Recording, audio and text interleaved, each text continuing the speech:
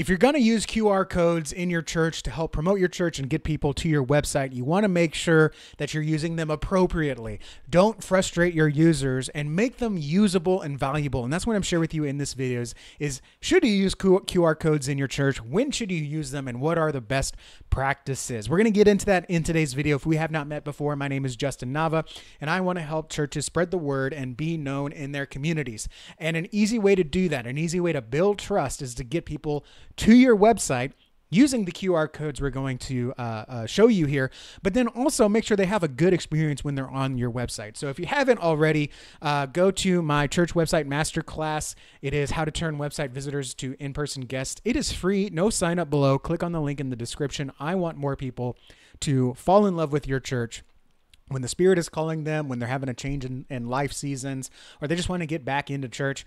They should find your God-honoring, Christ-centered church. Now, if you're not that, then we're not going to work well together. But if that is you, I want you to watch that class. And it's 100% free, no pitch at the end. It's just my way of let's make your church known.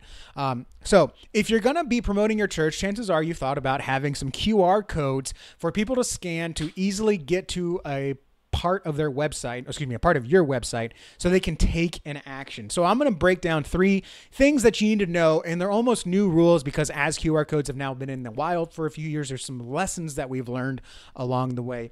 And number 1 is to provide context and a clear call to action. So this is an example. I just grabbed it from church teams. Love church teams. Our church uses them.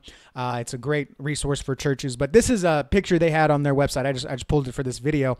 And what this is simply check in and get a digital bulletin. Here is your context right here.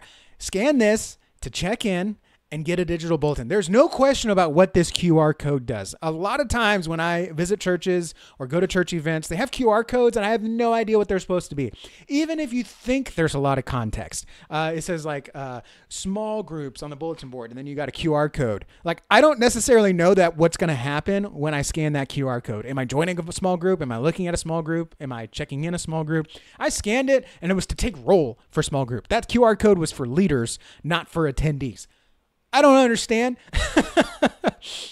why that would be a thing, but this is a great example of providing context. Okay, so whenever you have your QR code, people need to know what's going to happen when they scan it. In this case, get a digital bulletin. Scan here to sign up. Scan here for more information. Just make it simple. Even just having your website URL at the bottom. If it was just the code here and it said www.citypoint.org/check-in, not necessarily obvious. So you want to make sure there's always a clear call to action or some kind of context. If you want to have instructions, that's fine too. I think we're at a point now where we understand what QR codes do thanks to 2020 and going out to restaurants where they didn't give you physical menus anymore. So I think we know what QR code is. But always make sure they understand what people are going to get when they scan that QR code. Tip number 2 is to make sure that you're using the appropriate medium. If you know that people are going to have their phones accessible when they see the QR code, that's a great time to use QR codes. Do not use QR codes on a website or even a YouTube video because people are watching on their phones. They're not going to be able to scan the QR code. Okay. Now, you may say, Justin, you're a hypocrite because we have your church, Crosswaves, has QR codes in their videos. Well, that's because we know that our videos are mostly watched on TVs through our TV app. Thank you, Subsplash.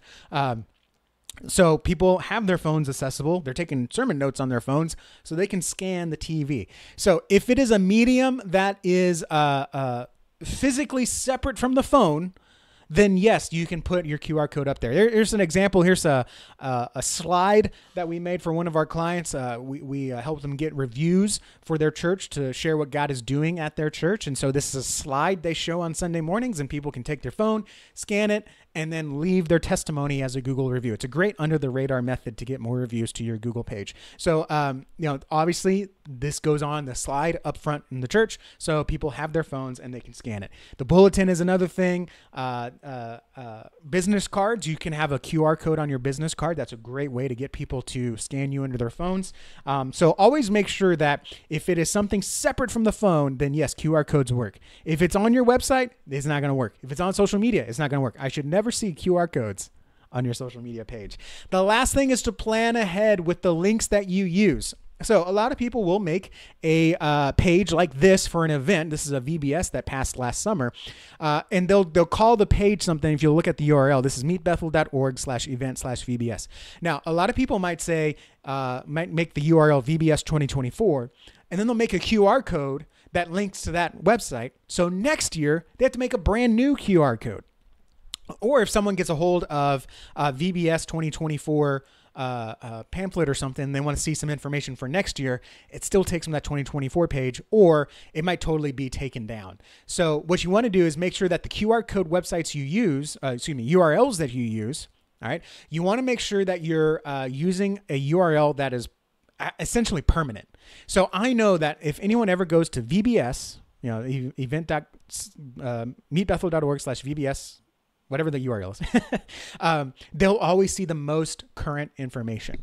So anytime that you change your URL, make sure that you forward inside your website platform. You can tell it, hey, if anyone scans this code, make sure you send them to this website. And that way you never have to change the code. You just change the back end of the website. So you don't actually have to reprint your QR codes. If you ever change your website or change the address, it will always go to that same place. So for example, if you have an event you do every year, but maybe the sign up page changes, just create a static link, /